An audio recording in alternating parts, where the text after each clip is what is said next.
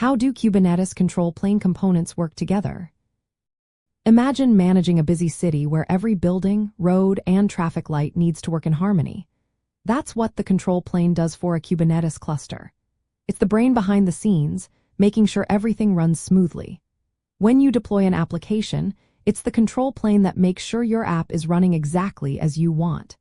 It keeps track of all the resources, handles requests, and makes decisions about where to run your containers. The main players in this system are the API server, the etcd database, the scheduler, the controller manager, and sometimes the cloud controller manager. The API server acts as the main gatekeeper. When you use tools like kubectl or automation scripts, your commands go straight to the API server. It checks if you have permission, then either approves or denies your request. If approved, it updates the cluster's state in the etcd database. Think of etcd as the cluster's memory bank, storing all the information about your applications, configurations, and current status. Every change you make gets saved here, and all components read from it to stay in sync. Next comes the scheduler. Its job is to decide where new containers or pods should run.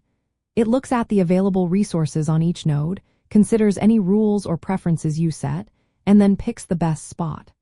Once it makes a decision, it updates the API server, which then tells the worker node's kubelet to start the container.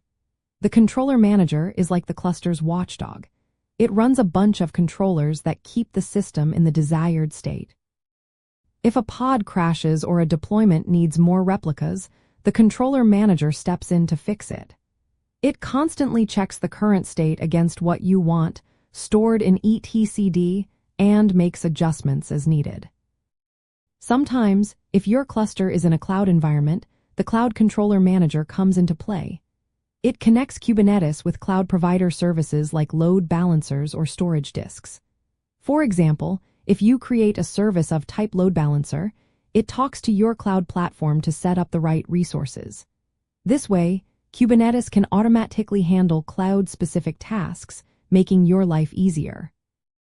All these components work together through a series of clear steps.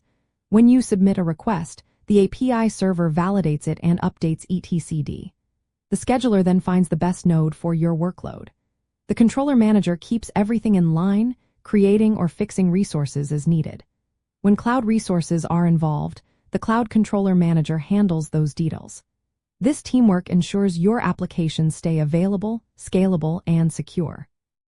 It's a finely tuned system that keeps your cloud infrastructure running smoothly, whether on Amazon Web Services, Microsoft Azure, Google Cloud, or your own data center.